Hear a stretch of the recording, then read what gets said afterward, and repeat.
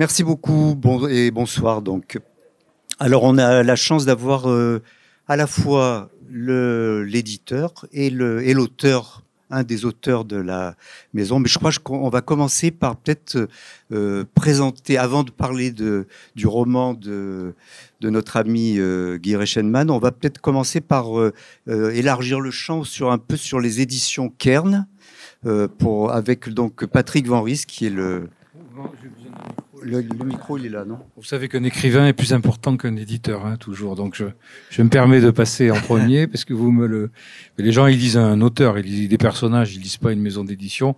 Quoique, parfois, c'est ça qui sert un peu de référence. Mais en l'espèce, donc, les éditions Kern, moi, je viens d'arriver, il y a peu. J'étais directeur général du groupe Sud-Ouest jusqu'à l'an dernier. Elle a été créée en 1997 par un Breton vivant à Pau, Jean-Luc Kérébel. Et puis elle a eu la particularité, elle fait beaucoup autour du patrimoine des Pyrénées, beaucoup de livres d'histoire. Et puis je pense qu'elle a eu je suis à peu près certain d'ailleurs, la particularité de lancer il y a une dizaine d'années cette collection de romans policiers. Alors ça s'appelle du noir au sud, et surtout ce genre un petit peu de romans policiers ancrés localement en général. Alors soit Bassin-Arcachon, Bordeaux, un peu toute la région. Ce qui est un truc assez français, parce qu'en réalité, les étrangers font pas du tout comme nous. Vous pouvez être auteur en Angleterre, vivre à Leeds et faire un ouvrage tout à fait général, alors qu'ici, il y a encore cette distinction entre national, régional. C'est ça, hein, c'est une France qui est quand même pétrie de jacobinisme et qui ne peut pas s'empêcher de faire un peu la différence. Bon, voilà, une fois qu'on a passé par-dessus, Kern a vendu 300 000 romans policiers en 10 ans, depuis 10 ans, ce qui est quand même un joli succès. C'est une maison qui a la particularité d'être très sérieuse, qui paie ses auteurs régulièrement, normalement, et Dieu sait si dans toutes les maisons d'édition c'est pas le cas. Alors elle paie chichement, mais en tout cas, elle édite, elle publie, elle fait tout ce travail d'accompagnement autour. C'est pour ça que je suis là, ici, ce soir. Voilà. Alors, on a quelques projets de développement, peut-être encore plus sur la grande région, et puis toucher peut-être à d'autres genres. Mais enfin, le roman policier, ça reste c'est 30% de notre chiffre d'affaires, donc ça reste notre cœur d'intérêt et d'activité. Donc, je suis très heureux d'être aux côtés de Guy ce soir. Voilà. Et donc dans le catalogue, il y a des nouveaux auteurs qui sont prévus. J'ai vu qu'il y avait des rééditions d'Hervé Lecor, par exemple. Alors oui, bon, Hervé m'a donné, je le connais bien, m'a donné le premier de ses romans, La douleur des morts. C'est ça, hein, qui avait été en série noire, oui. En série noire, qui est le premier qui est publié au milieu des années 90 à peu près. Et cet ouvrage était libre de droit, puisque les deux autres de la première trilogie avait été pris soit par Rivage policier, soit par Point, je crois, policier. Et celui-là était disponible. Donc ça, c'est pas un nouvel arrivant. On va dire que c'est une opportunité. Puis après, il y a quelques modifications qui vont avoir lieu. Mais on souhaite, nous, d'abord, bien se replier autour de nos auteurs fétiches et les développer encore un peu plus. Après, il y a des gens qui seront peut-être ouverts, comme le thriller fantastique qui marche bien, ou c'est les nouveaux cozy crime anglais, un peu autour des Marple, Miss Marple et tout ça, un peu voilà, mais ça, progressivement. Pour le moment, on va essayer surtout de se développer géographiquement, c'est-à-dire dans la région de Marseille, il y a aussi il y a une maison d'édition qui s'appelait Gigal, qui a fondu les plombs, entre guillemets. Oui, qui a disparu. Voilà, il y a quelques auteurs qui sont revenus vers nous et qu'on va rééditer comme, j'ai plus les noms en tête. Alors là, on élargit carrément. Et on élargirait, oui, je crois que l'idée, ça serait d'aller de Bordeaux à Nice, voilà. Mais le cœur, ça reste la Gironde et les Pyrénées. Voilà. Très bien. Bien. Et donc, parmi les représentants de cette maison d'édition, on a évidemment Guy Reichenmann, qui, alors on va le présenter pour beaucoup de gens. Pour les plus anciens, peut-être, on a le souvenir de Guy Reichenmann à la télévision, présentateur de la météo, mais pas un présentateur comme les autres. Il avait une espèce d'humour dans la façon de présenter ses billets sur la météo. Et puis, il a été aussi le présentateur des sessions hippiques sur la chaîne. Et toujours pareil, le tiercé, c'était quand même quelque chose d'assez particulier. Oui, j'ai fait un peu de golf aussi. Oui, oui. Sur le golf, on y reviendra. On va parler de télé 2 secondes. Oui, en effet, j'en ai fait une trentaine d'années. J'ai commencé avec Nelson Montfort au commentaire et ensuite j'ai varié. En région, je fais beaucoup de directs et je me suis occupé en fait d'une de mes passions, c'est la chronique hippique. Personne n'en voulait à la chaîne parce que tout le monde trouvait ça emmerdant et moi j'ai trouvé ça très intéressant et je me suis beaucoup amusé à donner des chevaux qui n'arrivaient jamais d'ailleurs parce que j'expliquais pourquoi ils n'arrivaient pas. Il y avait toujours beaucoup de raisons pour qu'ils n'arrivent pas et ça amusait tout le monde et je prenais un malin plaisir à faire ça en fait en direct devant des vedettes, hein, des poules vortes, des gens qui regardaient ma chronique, en ouvrant des berlons, on disait mais qu'est-ce qu'ils racontent et à la fin j'arrivais à finalement, ce que je voulais, c'est intéresser les gens, même ceux qui n'étaient pas intéressés par les courses hippiques, ils regardaient.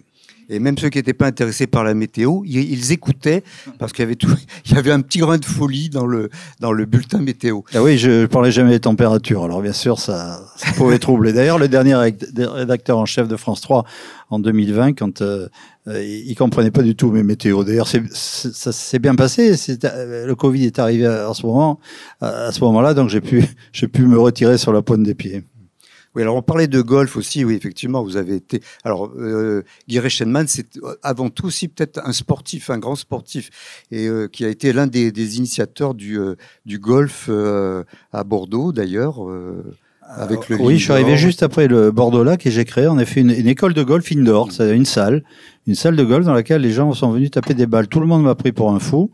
Et en fait, ça marchait super bien. Je rentrais chez moi à 10h30 tous les soirs. Enfin, j'attaquais à 10h le matin. Je faisais donc mes 12 heures quotidiennes, accueillir des gens, à les faire taper.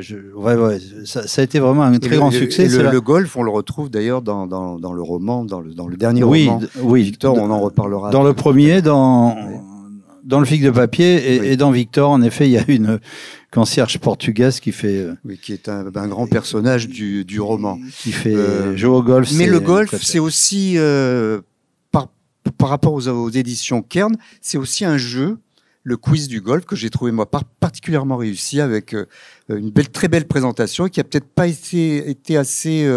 Oui, alors j'ai entendu dire que ce quiz de golf, on allait le remettre un petit peu au goût du jour, et le rendre soit plus régional, soit national. Il faut voir ce qu'on peut faire. Mais c'est vrai que je me suis un peu cassé la tête à poser ces questions sibyllines, hein, bien souvent, comme d'habitude. Mais en arrivant toujours, bien sûr, au but recherché, c'est-à-dire trouver la réponse. Hein. Et on va reprendre ce quiz, et je pense qu'il n'a pas été quand même bien distribué. Voilà, donc il faut faire un effort. Je parle à mon donc on est en présence de l'éditeur. Il faudra faire un gros effort de distribution sur ce futur cette future pépite, parce qu'il y a quand même des centaines de milliers de joueurs de golf. Je pense que Golf Plus à Paris, qui est le plus gros magasin de France, hein, il a vendu des centaines, mais il y a que lui. J'allais voir des pro shops à Bordeaux, aux alentours, et ça les intéressait pas. Je comprenais pas pourquoi. Voilà. Alors il y a le golf, mais il y a aussi peut-être une dimension qui est plus en rapport avec la littérature, qui est la poésie.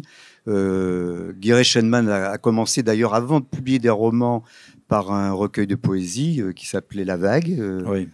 Qui a été publié chez Écrimage en 2008 ou en 2010, je sais plus. 2008. J'en écris toujours des poèmes. Hein, oui, alors ces poèmes, donc il y a un recueil, mais il y a aussi on les retrouve par fragments dans la plupart des polars. Dont il faut bien, parce que comme personne ne lit la poésie, il faut bien que je les mette quelque part.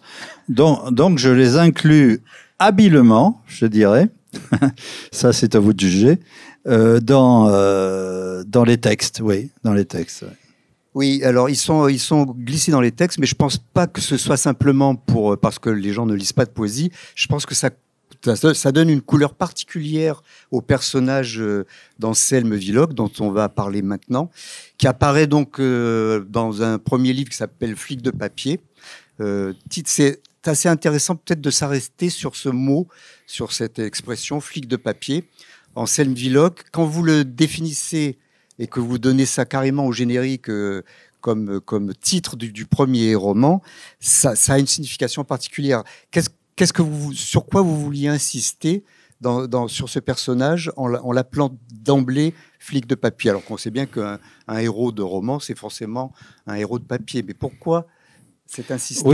Oui, c'est un héros de papier, bien sûr, mais puisqu'il glisse au fil de la plume, mais surtout, c'est un personnage très fragile, froissable, comme du papier. Et en deuxième lieu, c'est un personnage qui écrit des rapports policiers de façon exceptionnelle, qui sont affichés en toutes les commissariats de France et de Navarre, comme on dit.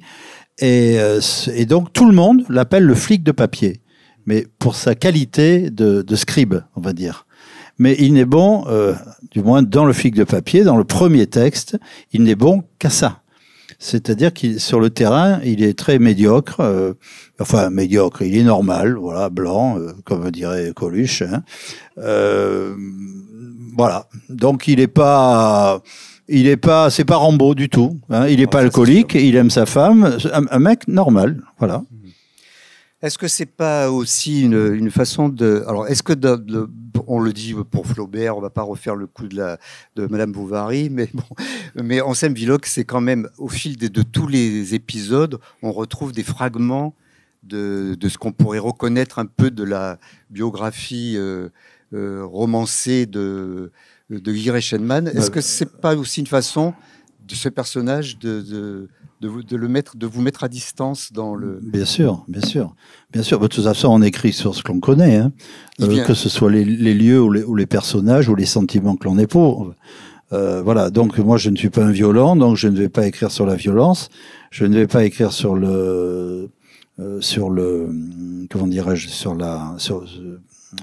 des crimes horribles, sur des découpages, sur des énucléations, ça m'intéresse pas du tout. On n'a qu'à allumer la télé pour ça. Donc moi, je vais écrire sur un personnage sensible qui est tombé un peu par hasard dans le métier de policier. Je l'explique dans le flic de papier, et qui va s'en sortir comme il va le pouvoir, c'est-à-dire comme moi j'ai tendance à faire, c'est-à-dire en prenant des conseils, en écoutant, en regardant. Et surtout en ne négligeant rien de ce que je peux remarquer.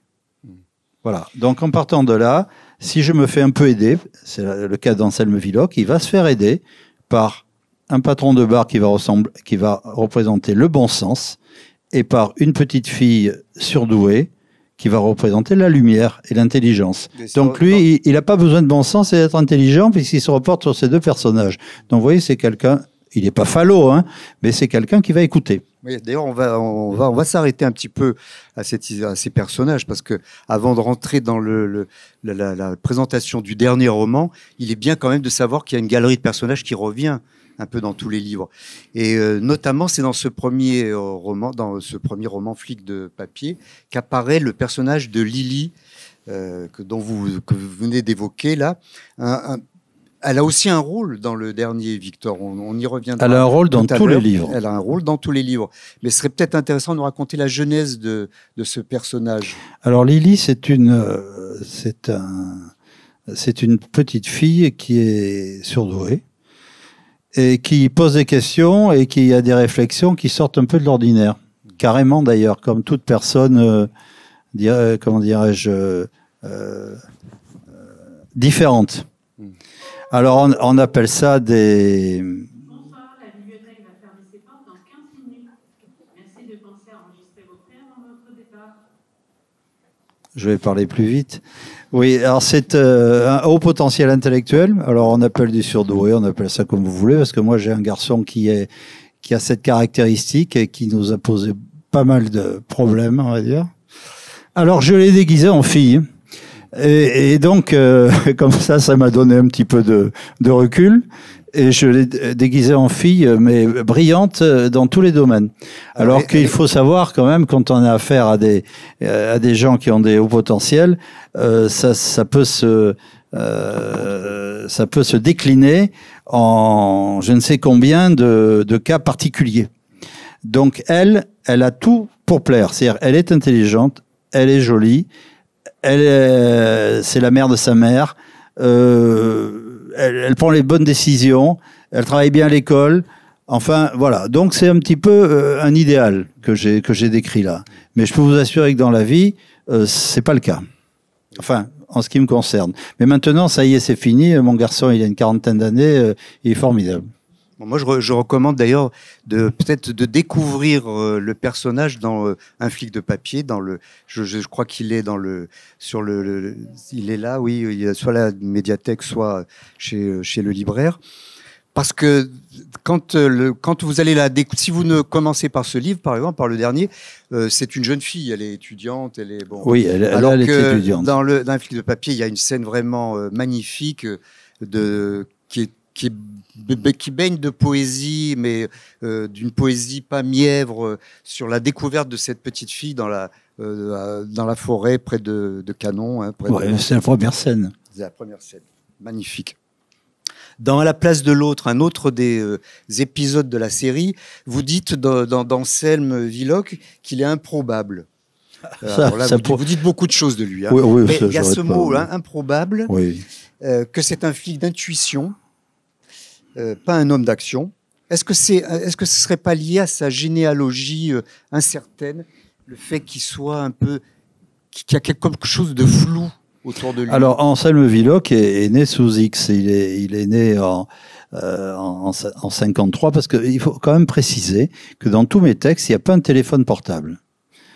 Pourquoi ? Parce qu'on est à une époque où il n'y a pas de téléphone portable. On n'est pas sous Vercingétorix, hein. On est quand même en dans les années 90, hein, 90, 95. Voilà. Donc les téléphones portables sont embryonnaires. Il existe des mallettes, les fameuses mallettes énormes là, où on peut en effet se téléphoner avec des trucs gigantesques, mais non, le téléphone portable tel qu'on le connaît, il n'existe pas. Donc Anselme Villoc, lui, déjà au niveau de sa démarche, il va falloir avoir beaucoup de réflexion. Alors pour revenir à ce garçon, il est né sous X en 53. En 52, le 13 novembre 52, à Roubaix à 18h30. C'est tout ce qu'il sait. Il a été recueilli à l'âge de 10 ans par la famille Villoc à Chambéry. Et depuis l'âge de 10 ans, il est très heureux.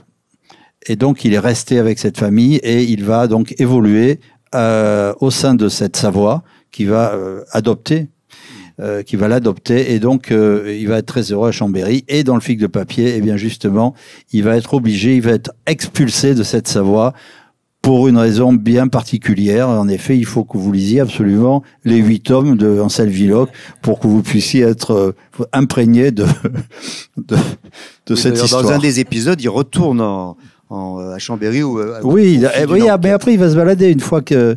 En fait, il a 2 patries, Anselme Villoc. Hein, c'est la Savoie et le bassin d'Arcachon, parce qu'il va être en effet rattrapé par les cheveux. Il allait se noyer. Il a été rattrapé par les cheveux, par le pays, le mien, enfin celui dans lequel j'écris, et il va être rattrapé par in extremis, et ensuite il va finalement adopter, et le pays va l'adopter. C'est aussi un méditatif. Il aime se retrouver chez lui, là, dans son canon, face au plan d'eau, en écoutant Benny Goodman, par exemple. Oui, il aime beaucoup. Alors, il y a Benny Goodman, mais il préfère le violon, le jazz violon, parce que dans le deuxième tome, je parle beaucoup de violon classique, et donc lui, ça l'interpelle. Mais finalement, il va préférer le violon jazz, et en effet, il va dans sa voiture, il va écouter que ça, oui. Alors parlons un petit peu de son coin aussi, de ce bassin. Vous dites souvent le vrai bassin. il y a le bassin, et puis il y a le vrai bassin, c'est le bassin de Villoc et de ses amis. Oui, non, je parle du cœur du bassin, je dis.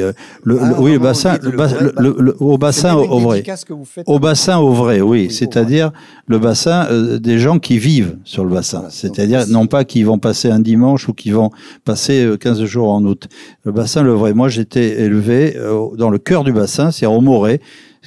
Andernos fait d'ailleurs je fais une belle part dans mes livres à cette ville d'Andernos, où je suis arrivé d'ailleurs à l'âge de 3 ans, au Morez, où j'ai passé des temps formidables. Et d'ailleurs, il n'y a que dans la bibliothèque et la médiathèque d'Andernos, dans laquelle je ne suis pas encore invité. Voilà, donc je pense que ça ne saurait tarder. Oui, donc c'est le vrai bassin.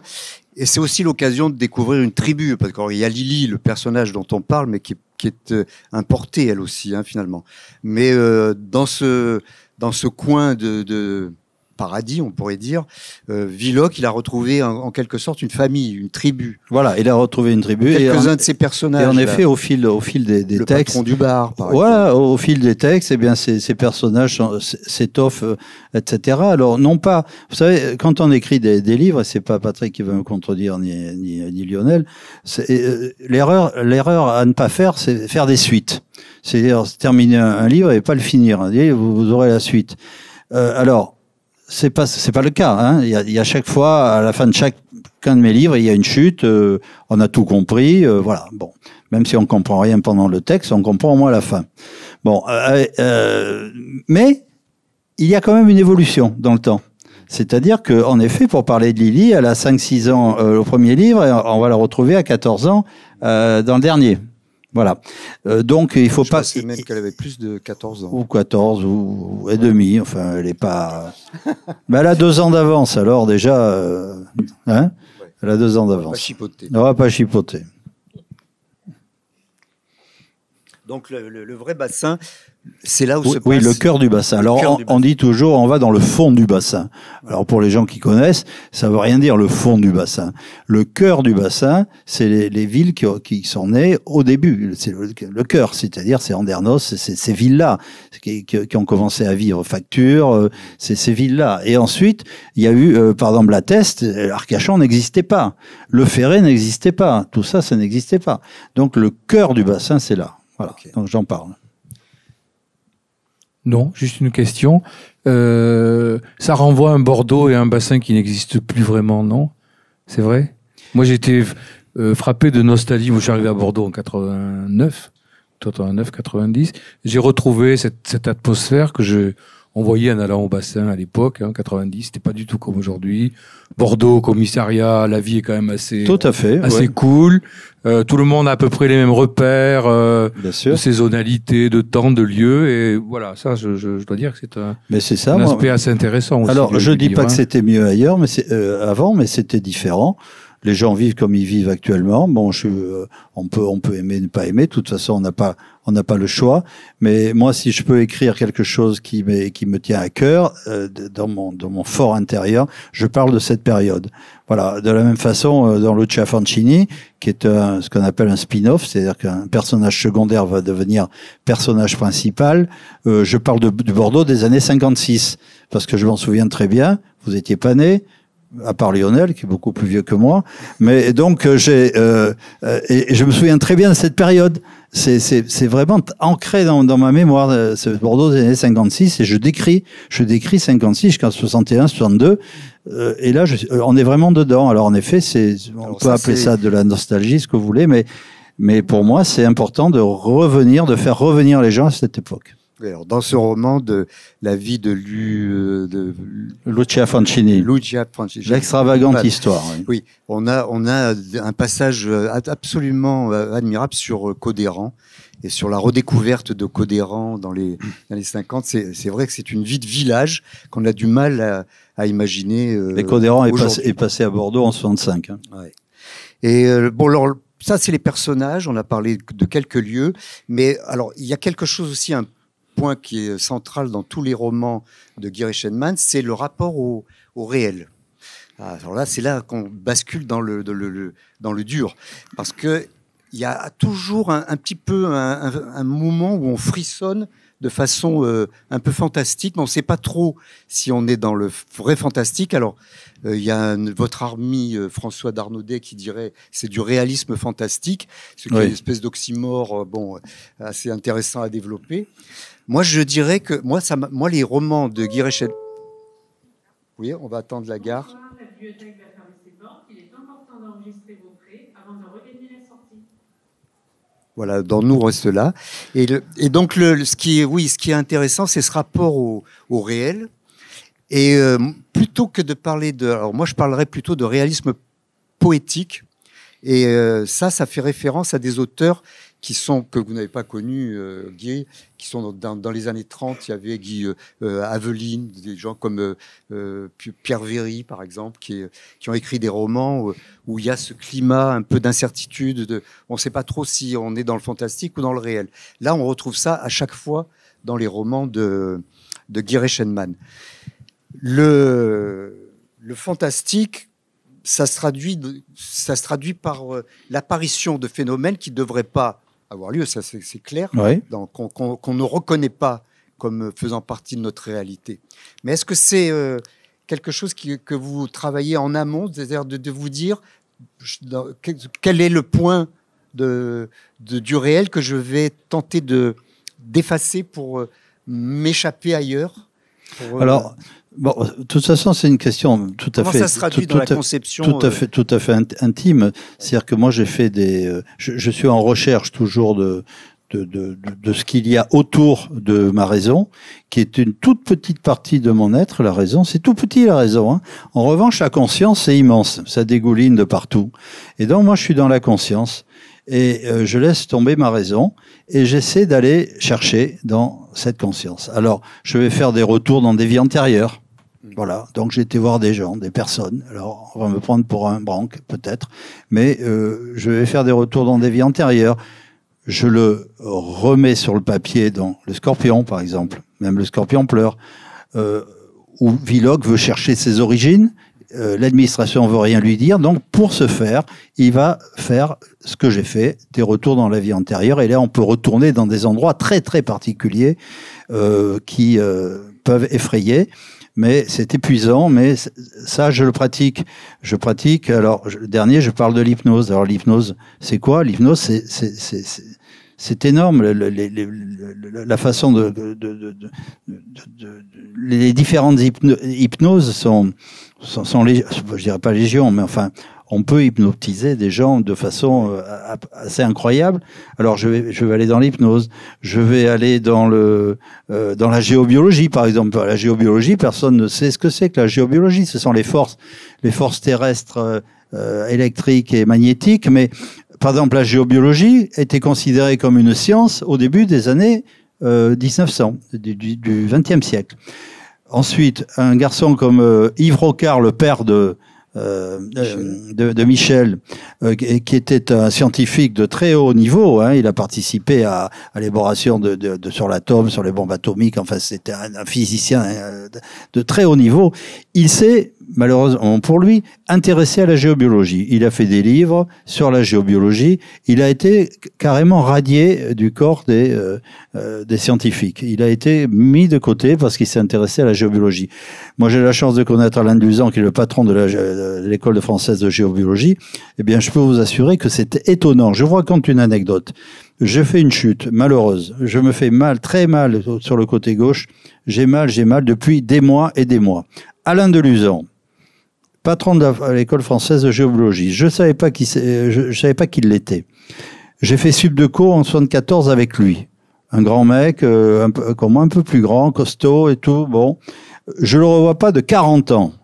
Je tombe en quelle année? En 2015. Donc 2016, je le revois. Donc 74, 2016. Vous voyez un peu. Je vois un gars chez une amie qui arpente un salon comme ça avec une espèce de je sais pas quoi. Et je le regarde, je vois sa démarche, je vois le bonhomme blanchi bien sûr, contrairement à moi. Et donc je lui dis Alain, il vient vers moi. Il me dit Guy, il vient vers moi avec son antenne de léchère, il me fait la bise, il me dit instantanément, il me dit toi t'as mal là. Il me met le doigt dessus. Alors, je peux vous dire que là, je lui dis, on s'assoit, dis-moi ce que tu fais. Et en effet, il m'a parlé de géobiologie. Alors, la géobiologie, c'est un peu les sourciers, c'est un peu, alors, je vais un peu, comment on appelle ça, caricaturer. Bonsoir, il est 19h, la bibliothèque ferme ses portes. Nous vous remercions de votre visite et nous vous souhaitons une agréable soirée. On a l'impression qu'on va décoller. Voilà. Donc Feng Shui, sourcier, voilà tout ça. Toutes les églises au Moyen Âge ont été construites sur des points en géobiologie positive. C'est des bons et tout est positif. Et il y a des points négatifs. Enfin, je vais pas vous faire des cours de géobiologie. D'ailleurs, je pense qu'il va falloir rééditer le Scorpion en poche parce que j'en parlerai. Et quand on fera, il faudra faire venir ce gars-là. Il est passionnant. Voilà. Donc je parle de géobiologie, bien sûr, d'astrologie. Alors l'astrologie, pareil, une science jusqu'à la Renaissance, et tout d'un coup, l'astrologie a été rayée le mot science a été rayé. L'astrologie, on a pratiqué l'astrologie pendant des siècles et des siècles. Et à la Renaissance, terminé. Voilà, on n'a pas le temps de faire le tour de tous les thèmes assez étranges qui sont abordés dans les romans de Guy Reichenmann, mais je pense aussi aux sorciers, la sorcellerie dans le dernier roman. La sorcellerie en Afrique. Oui, moi je suis né au Gabon évidemment et j'ai pratiqué un peu les sorciers et c'est terrible. Oui. Donc, et là, il y a quand même une anecdote aussi par rapport à vous, alors à votre propre histoire qui est votre rapport avec le docteur. Oui, enfin, le docteur Schweitzer m'a sauvé la vie. Oui, bon, ça, c'est une anecdote, mais c'est pas ce qui est extraordinaire, si. Je veux dire, c'est pas tout le monde qui a le docteur Schweitzer. Ce qui est extraordinaire, ça s'est passé en février 52.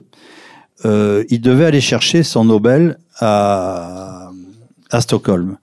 Il n'y a pas été, parce que finalement, c'est pas un gars de brillance. Il s'en fout des honneurs. Et ma mère, j'étais malade, j'avais la filariose, a fait 5 heures de pirogue et m'a amené à l'Embarrané. Et il était là. Et vous êtes là. Et oui, non, mais ça, c'est pas sans rapport. Alors, on va quand même attaquer là maintenant avec le roman, le dernier. Donc, vous voyez qu'il y a de la matière à travailler avant d'arriver à ce Victor, qui était d'ailleurs une réédition qui est une reprise un peu d'un bouquin qui avait été déjà le choix de Victor, qui avait déjà été publié chez un autre éditeur. Oui, j'avais écrit. C'est une cannibalisation un peu. Oui, c'est ça. Alors, je vais vous dire pourquoi. C'est important. J'ai écrit le choix de Victor il y a 10 ans. Inédit alors, comment Si. Alors, choix de Victor il y a 10 ans. C'était une histoire un peu rocambolesque et il se trouve que j'ai sympathisé avec un garçon qui s'appelle Didier Deninx. Alors, pour ceux qui ne connaissent pas Didier Deninx, vous pouvez sortir tout de suite, parce que c'est un ponte de la littérature française, créateur du roman sociétal avec Manchette dans les années 80. Et donc, ce Didier Deninx avait beaucoup aimé donc Lucia Fancini. Il m'avait d'ailleurs aidé m'a donné quelques remarques. Et après, je lui ai envoyé le choix de Victor, qui est une nouvelle qui faisait une centaine de pages. Il la lit et je le rencontre au salon de Gujan, on déjeune ensemble. Il me dit, Guy, tu sais, ton choix de Victor, il ne marchera que quand tu seras connu. Bon. Alors, comme je suis connu de ma femme, ma fille, je suis pas. Alors j'ai dit, je l'ai eu entre temps. Je lui ai dit, écoute, je vais reprendre ce texte-là. Oui, parce qu'il me dit, moi, j'ai écrit des tas de textes, hein, comme tu sais, mais je les reprends. C'est-à-dire, je reprends mes textes aussi 10 ans, 15 ans après, et je les améliore. Enfin, je les améliore ou je les modifie et je les intègre dans un autre thème, dans un autre sujet, dans un autre contexte. Ce que j'ai fait. Donc, j'ai repris le choix de Victor. Je l'ai policiéré. On va chercher le terme exact, hein, policiéré. C'est-à-dire, j'ai mis donc un commissaire de police qui n'y était pas à l'origine, et ce commissaire de police va donc enquêter sur la chute de ce jeune homme, parce que c'est un jeune homme qui tombe du 2e étage, il tombe sur un chien, donc sa chute est amortie et il ne meurt pas, parce qu'en effet il aurait dû mourir du 2e étage des immeubles haussmanniens, en principe ça pardonnait pas. Donc j'ai mis un policier et j'en ai fait donc un polar. Voilà. Alors on est dans un défi logique, hein, parce que on vient de raconter l'anecdote l'incident qui serait à l'origine de l'enquête, puisqu'il y a quelqu'un qui tombe. Mais est-ce que c'est un accident ou est-ce que c'est un crime? Donc la question se pose et très vite on va avoir la certitude qu'il y a quelqu'un qui a poussé le personnage en question. Mais on est un peu dans une espèce dans une mise en abîme, parce que ça, c'est un policier qui, c'est Villoc, donc notre personnage central, qui un jour est mis au défi par son chef. Je pense que c'est un jour. Par plaisir, oui. Il n'y a pas trop de travail. Il n'y a pas trop de boulot à casser déjà, non. Le passif, voilà, c'est fini, oui. De résoudre ce cold case, c'est-à-dire de retrouver les mobiles, de réinterroger le passé. Oui, parce que c'est un cas qui a existé et qui n'a pas été résolu. Alors, il s'agit du personnage qui s'appelle Fred, celui qui tombe. Et là, on est face à ce qu'on appellera les choix de vie. Alors, d'où vient cette histoire de choix de vie? Eh bien, d'une rencontre avec un autre personnage de ce Fred, qui est un jeune homme et qui va se voir proposer 3 solutions pour imaginer son avenir. 3 choix de vie avec des cases à cocher pour établir son choix. Oui, c'est ça. Je veux pas vous perdre. Alors, mais non seulement on veut pas se perdre, mais on veut pas non plus raconter alors, le bouquin. La première partie, en effet, ce garçon, il est par terre, il est à l'hôpital, mais pourquoi il est à l'hôpital? Bon, on sait pas trop, mais ce que l'on sait, c'est qu'un bonhomme qui est venu, qui a tapé à sa porte, toc, toc, toc, toc, d'un vieil immeuble de Bordeaux, surveillé par une concierge portugaise, et qui lui a dit, mon jeune ami, notre société vous a pris en affection, je sais que vous cherchez du boulot, écoutez, je vous propose 3 choix de vie, vous les lisez, et je reviens dans 2 heures, et vous cochez le choix de vie que vous envisagez pour votre avenir. Vous le cochez, et une fois que vous aurez coché et que j'aurai repris le papier, vous allez tout oublier. Mais ça sera votre vie. Alors évidemment, c'est paniquant cette histoire. Oui, et c'est paniquant, et c'est aussi ce qu'on disait tout à l'heure, c'est-à-dire l'intrusion du fantastique apparemment dans l'intrigue policière classique. Oui, et c'est là qu'on rejoint le réalisme poétique des années 30 avec Aveline ou Pierre Véry. Voilà.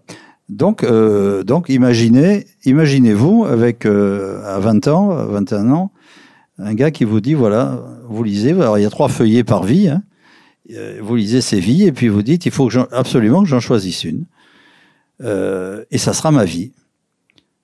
Alors c'est quand même très inquiétant. Alors ça donne lieu quand même à pas mal de réflexions là sur l'avenir, sur la panique, sur pas mal de choses quoi, oui, sur la vie. Et dans ce choix terrible, je laisse au lecteur de deviner pourquoi il y a cette couverture avec Victor qui n'a rien à voir avec Fred apparemment, qui est donc un chat, et c'est le chat qu'on voit donc sur cette couverture qui va peut-être avoir un rôle décisif dans cette histoire. Donc c'est le chat de Fred, oui. Oui, c'est le chat de Fred. Bon, donc c'est un roman qui ouvre. Alors d'abord, si je disais mise en abîme, c'est-à-dire que le personnage de Villoc, il est étranger à cette histoire. Il intervient au début parce qu'on lui raconte, c'est le commissaire qui lui raconte, et il est mis au défi, mais c'est qu'à la fin qu'il va évidemment mettre à l'épreuve ces petites cellules grises et Lily pour essayer de résoudre cette affaire. Alors on va pas raconter l'histoire, mais dans cette histoire, il y a le surgissement des parcs. Alors qu'est-ce que c'est que les parcs? Les parcs, c'est les déesses de la destinée. Ouais, il y a les moires en grec et les parcs en romaine. Il y en a 3. Il y en a une qui est habillée tout en rose, qui fabrique le fil. Il y en a une qui est en bleu ciel, qui tire le fil. Et il y en a une qui est tout en noir, qui coupe le fil. Vous savez tout. Voilà. Donc elles vont intervenir, évidemment. C'est ce personnage mystérieux du départ qui fait intervenir. Alors vous voyez, on a l'impression qu'on est dans le fantastique, mais vous lisez le roman et vous verrez comment on peut dénouer ce genre de situation. En fait, ça m'a fait mal au cœur, en fait, de tomber dans le trivial total, dans la deuxième partie où j'ai tout dénoué, j'ai tout détricoté, et finalement, on tombe, on s'affale, on se vautre dans une fange de rationalité qui me va pas du tout, mais il faut bien finir. Alors, comme vous l'évoquiez aussi, il y a vraiment le thème de l'hypnose qui est au cœur du roman. Et alors là, j'ai découvert 36 façons différentes d'utiliser cet art. Alors c'est un art qui peut être utilisé, on le sait maintenant, à des fins très malhonnêtes. Hein, il y a l'actualité récente nous l'a. Oui, mais à l'époque, je l'ai écrit, c'était pas sorti tout ça. Et en effet, on découvre maintenant que ça peut être malhonnête, alors que tout le monde pensait l'hypnose c'est pour empêcher de fumer, pour empêcher, c'était à des fins salvatrices. Et non. Et non, mais il y avait un livre que m'a donné à lire François Darnaudet, qui s'appelle de Masterton, là, qui est Le glaive de Dieu, où en effet, un gars, pendant 29 minutes, il sait pas ce qu'il a fait. Il s'est fait hypnotiser, il s'est fait, voilà. Bon, tout ça va nous donner donc le fin mot de l'histoire. Dans ce livre, il y a aussi, parce qu'on apprend toujours des choses, il y a beaucoup d'incises dans les romans de Guy Reichenbach. Et là, c'est sur le pont de Pierre, sur cette fameuse pile numéro 7. Alors là, j'ai découvert aussi j'ai appris des... Ah oui, dans la première partie, oui quand il se promène sur les... Parce que j'adorais, moi, excusez-moi, hein, mais j'adorais mon vieux Bordeaux avec les grilles des quais bien sales, les bars à jeunes filles compatissantes à gauche, voilà, avec j'aimais beaucoup ce Bordeaux-là. Bon, je dis pas que je suis pas fanat de mon Bordeaux actuel, mais enfin c'est ainsi, peut-être l'âge, hein, sûrement. Mais j'aimais bien cette période. En effet, je parlais des abattoirs, je parlais de ce pont de pierre qui, avec cette pile caractéristique. Et donc, en effet, je parle un peu de Bordeaux. C'est-à-dire que le lecteur doit toujours apprendre quelque chose. Voilà. Donc, dans tous mes livres, il y a toujours des faits historiques et les gens apprennent, en principe, toujours quelque chose. Voilà. Donc, et dans celui-là, pareil. Et dans la galerie de personnages, puisqu'on en a parlé un peu, il y a aussi évidemment Constanza, et ça nous ramène au golf. On a failli l'oublier. Oui, non, on n'a pas failli l'oublier, j'avais pas du tout oublié, mais c'était pour boucler la boucle et nous ramener au golf un peu. Quel rapport entre Constanza et le golf? Constanza Rodrigo est né à là où il y a eu le miracle, là. À Fatima. À Fatima. Elle est née à Fatima, donc elle est, inutile de vous dire, d'une religiosité implacable. Et alors, qu'est-ce qui l'amène au golf? Oui, en effet, parce qu'elle est fille de transporteur. Son père était transporteur. Elle a perdu son mari très tôt. Elle élève ses deux filles comme elle peut. Enfin, en principe, elle n'a pas de quoi se payer un abonnement au Médoc, hein, au golf. Bon, mais comment elle s'est mise au golf? Eh bien, elle a récupéré par son père, qui avait un copain transporteur espagnol. Le copain transporteur avait un fils qui... parce que, savoir, je dis pas qu'il n'y a pas qu'en France que le golf est décrié et mis au banc des sports traditionnels. On dit il faut être riche, vieux, snob, pas du tout. Le golf, dans le monde... C'est le premier sport, d'ailleurs, pratiqué dans le monde en licencié individuel. Hein, le golf, premier sport. Donc, dans certains pays, on joue au golf comme on joue à pétanque. Hein. Donc, en Espagne en particulier, eh bien, il y a beaucoup de gens qui jouent au golf. En Angleterre, le boucher, le charcutier, tout le monde joue au golf. Et là, il y avait un jeune Espagnol qui s'amusait à tripoter un peu la balle, comme on dit, jouer un peu partout avec un fer. Et c'est ce jeune le fils de ce transporteur espagnol qui est devenu professionnel et qui avait un putter dont il ne voulait plus et qui a été récupéré par le père de Constanza. Et Constanza en a hérité à la mort de son père et elle savait pas quoi en faire et elle a organisé des concours de putting dans sa loge avec ce putter. Voilà. Donc c'est assez savoureux. Voilà. Les séances apéro. C'était l'apéro de Constanza. L'apéro de Constanza, en effet, où en effet, si le gars rentrait 2 fois d'affilée dans un verre Duralex qui était penché, eh bien, il gagnait un apéro, soit un verre de bière, soit un verre de martini, et celui qui perdait devait boire le verre que l'autre n'avait pas choisi. Enfin, vous voyez, donc c'était l'époque où on pouvait. Alors, c'était pas avec modération là, à l'époque. Hein. Et tout ça tient en beaucoup moins que 1000 pages finalement. Oui, parce qu'il faut être concentré toujours. Alors, la contraction de texte, voilà, c'est une chose. Voilà une bonne question, Patrick, parce que bien sûr qu'on peut écrire des pavés comme ça, mais je pense que ça sert à rien de délayer pour délayer. Moi, j'essaie d'aller au principal assez vite entre guillemets. Il faut le temps, mais c'est vrai qu'il y a pas mal de thèmes, et il y a pas mal de matière c'est très dense dans ces textes. Ben oui, oui, oui. Alors, c'est pas un page turner comme on dit, parce que il n'y a pas de sang, il n'y a pas de crime, il n'y a pas de viol, il n'y a pas d'enlèvement. Alors, vous allez me dire, il y a quoi? Ben, je dis, il y a tout le reste. Puis le numéro 7, le golf. Hein, il y en a, hein, pas mal de choses. Je ne conseillerais pas aux amateurs de romans noirs traditionnels de se pencher sur les œuvres de Guy Reichenmann. Par contre, la curiosité, ça fait partie aussi des qualités de lecteur, d'aller chercher quelque chose d'un peu différent, de piocher dans des univers, parce qu'on a beaucoup de conformisme dans le polar. Hein. Il faut pas non plus se raconter d'histoire. Il n'y a pas que des chefs-d'œuvre du roman noir. Ce serait un autre débat, mais ce serait intéressant de l'avoir. Mais c'est un vrai débat quand même. Hein. Il y a un conformisme. Oui. Au bout d'un moment, c'est un peu. Oui, c'est un peu Ben, surtout actuellement. ça a toujours existé, ce conformisme. Oui, mais là, là, on imite de plus en plus les années avant. Quoi. Oui, parce que je suis persuadé que si, je vais pas citer les auteurs, mais j'en ai 5-6 en tête, si on met des feuillets et on dit qui a écrit ça par rapport à l'un par rapport à l'autre, tout est pareil. Hein. Moi, j'en ai lu quelques-uns, tout est pareil. Alors qu'il y a certains auteurs, on sait que ce sont eux. Quoi. Je veux dire, on se gourre pas. Hein. Quand on lit du Godet, on sait que c'est du Godet, hein. C'est sûr. Hein. Voilà.